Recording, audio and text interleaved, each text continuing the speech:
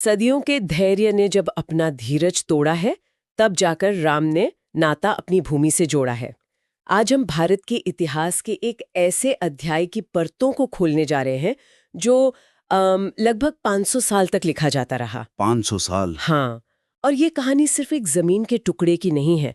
हमारे पास जो स्रोत हैं वो बताते हैं कि ये कहानी है आस्था की, पहचान की, राजनीति की। और न्याय की एक ऐसी जटिल पहेली की जिसे सुलझाने में पीढ़ियां लग गईं। हम 16वीं सदी से लेकर 21वीं सदी तक के पूरे सफर को समझने की कोशिश करेंगे। बिल्कुल। और देखिए, ये समझना जरूरी है कि ये विवाद सिर्फ धार्मिक नहीं था। इसने भारत के सामाजिक ताने बाने, इसकी राजनीति, सबको हमेशा के लिए बदल दिया। तो हमारा काम है इन स्रोतों की परतें खोलना ताकि इसके हर मोड़ को समझा जा सके। जी, हम आज जहां हैं वहां कैसे पहुंचे, इसे समझने की कोशिश करेंगे। तो फिर चलिए बिल्कुल शुरुआत से शुरू करते हैं, कहानी की जड़ों से। स्रोत बताते हैं कि साल था 1528-29, जब मुगल सेनापति मीर बाकी ने अयोध्या में एक मस्जिद बनवाई, बाबरी मस्जिद। लेकिन उसी जमीन से एक और बहुत गहरी मान्यता जुड़ी हुई थी। हाँ, और देखिए, यही इस पूरे मामले का कह सकते हैं केंद्र है।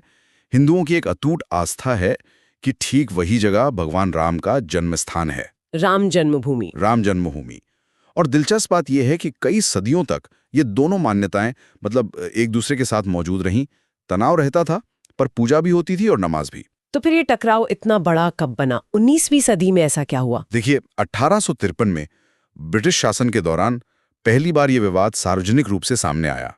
कुछ हिंदू समूहों ने दावा किया कि मस्जिद बनाने के लिए एक मंदिर तोड़ा गया था। अच्छा। और यहीं से पहली कानूनी और सार्वजनिक टकराव की नींव पड़ी, कह सकते हैं। और फिर कहानी में एक बहुत ही नाटकीय मोड़ आता है 1949 की रात को। वो इस कहानी का शायद पहला सबसे बड़ा टर्निंग पॉइंट था। क्या हुआ था उस रात? स्रोत क्या बताते हैं? 22-23 दिसंबर 1949 की रात मस्जिद के अंदर ठीक बीच वाले गुंबद के नीचे भगवान राम की मूर्तियां मिली या रखी गईं?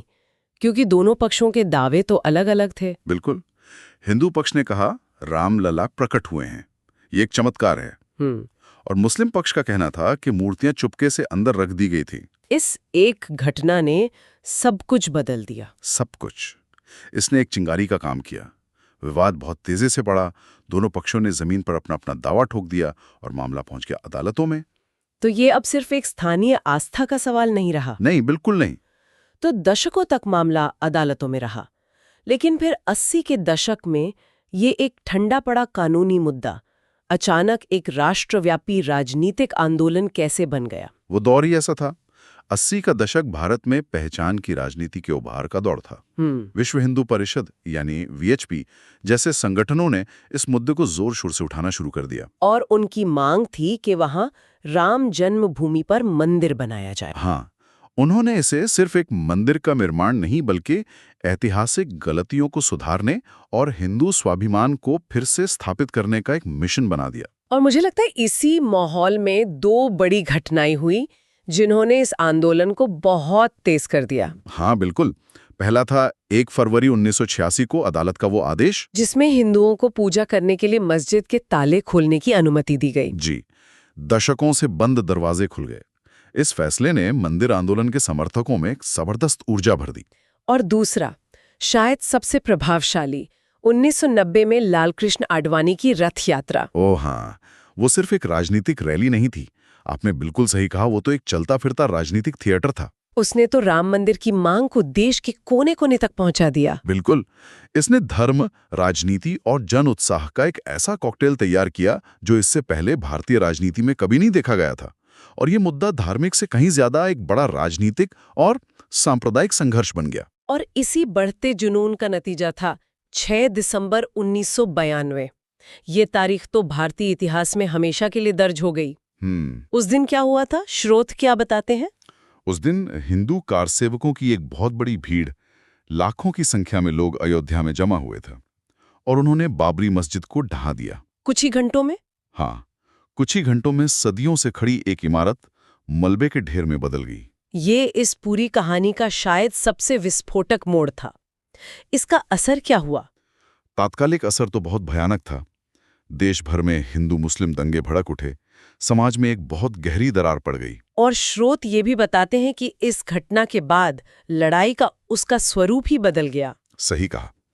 अब लड़ाई मस्जिद की नहीं रही, बल्कि भूमि और पहचान की हो गई। बिल्कुल। अब सवाल यह था कि उस जमीन पर हक किसका है और उस हक का आधार क्या होगा, इतिहास, आस्था या फिर कानून। विध्वंस के बाद मामला पूरी तरह से न्यायपालिका के हाथ में चला गया। 1993 में सरकार ने विवादित जमीन का अधिग्रहण कर लिया। जी, और फिर एक बहुत महत्वपूर्ण पड़ाव आया 2003 में। एएसआई का सर्वे। हाँ, अदालत के आदेश पर जमीन का पुरातात्विक सर्वे हुआ, खुदाई हुई। और इस खुदाई का मकसद क्या था? अदालत क्या जानना चाहती थी? अदालत ये जानना चाहती थी कि क्या वाकई मस्जिद के नीचे कोई पुरानी संरचना थी, जैसा कि हिंदू पक्ष दावा कर रहा था। तो एएसआई को मिला क्या? क्या सर्वे से ये गुत्थी सुलझ गई? नहीं, बल्कि और भी उलझ गई।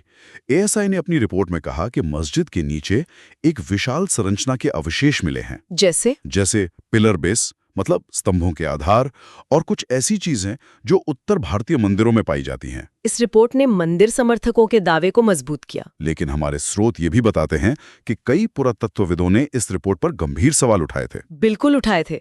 उनका तर्क था कि ये अवशेष किसी बौद्ध स्तूप या जैन संरचना के भी हो सकते हैं। अच्छा। या शायद किसी पुरानी सल्तनत काल की मस्जिद के भी। उनका कहना था कि सिर्फ कुछ अवशेष मिलने से ये साबित नहीं होता कि वहां एक मंदिर ही था जिसे तोड़ा गया। तो रिपोर्ट एक अहम सबूत तो बनी, पर निर्णायक नहीं। तो दशकों की सुनवाई, हजारों पन्नों के दस्तावेज और इस जटिल पुरातात्विक रिपोर्ट के बाद आखिरकार 9 नवंबर 2019 को सुप्रीम कोर्ट का वो ऐतिहासिक फैसला आया। जी, उस फैसले ने इस 500 साल पुराने विवाद पर एक तरह से कानूनी विराम लगा दिया। उस फैसले के मुख्य बिंदु क्या थे? उसके दो मुख्य हिस्से थे। पहला, 5 जजों की बेंच ने सर्वसम्मति से फैसला सुनाया कि 2.77 एकड़ की पूरी विवादित भूमि राम मंदिर के निर्माण के लिए एक ट्रस्ट को दी जाएगी। लेकिन इसका कानूनी आधार क्या था? अदालत इस नतीजे पर पहुंची कैसे? ये बहुत दिलचस्प है। देखिए, अदालत ने माना कि जमीन पर किसी भी पक्ष का मालिकाना हक साबित नहीं हो पाया है। अच्छा। लेकिन उन्होंने ये भी कहा कि हिंदुओं के पास इस बात के ज्यादा सबूत थे कि वो बाहरी चबूतरे पर सदियों से बिना रोक टोक पूजा करते आ रहे थे। और अंदरूनी हिस्से को लेकर भी उनकी आस्था पुरानी थी। और यहीं पर अदालत ने संविधान के आर्टिकल 142 का इस्तेमाल किया, जो उसे पूर्ण न्याय करने की विशेष शक्ति देता है। बिल्कुल। उन्होंने सिर्फ संपत्ति कानून के बजाय मामले के ऐतिहासिक और सामाजिक पहलुओं को देखते हुए फैसला सुनाया। और फैसले का दूसरा हिस्सा क्या था? दूसरा और उतना ही महत्वपूर्ण हिस्सा ये था कि अदालत ने माना कि 1992 में मस्जिद का विध्वंस कानून का घोर उल्लंघन था। इसलिए न्याय के तकाजे और संतुलन के लिए उन्होंने मुस्लिम पक्ष को अयोध्या में ही एक प्रमुख स्थान पर मस्जिद बनाने के लिए 5 एकड़ जमीन देने का आदेश दिया। एक तरह से उस ऐतिहासिक गलती की भरपाई करने की कोशिश। हाँ, आप कह सकते हैं। इस फैसले के बाद की कहानी तो हम सबने अपनी आंखों से देखी है।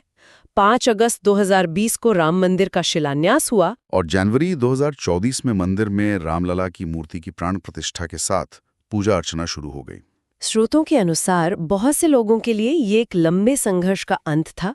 रामलला की घर वापसी थी। हाँ, करोड़ों लोगों के लिए ये एक भावनात्मक और ऐतिहासिक क्षण था, एक तरह का क्लोजर जिसके लिए कई पीढ़ियों ने इंतजार किया था। ये सिर्फ एक मंदिर का बनना नहीं था, बल्कि उनकी आस्था की एक निर्णायक जीत थी। लेकिन जैसा कि इस कहानी में हमेशा होता आया है, इसका एक दूसरा पहलू भी है। बिल्कुल। हमारे स्रोत ये भी साफ करते हैं कि कई दूसरों के लिए ये न्याय या नुकसान का सवाल बना रहा। उनके लिए ये उस जगह का खोना था जो 500 सालों से उनकी पहचान का हिस्सा थी।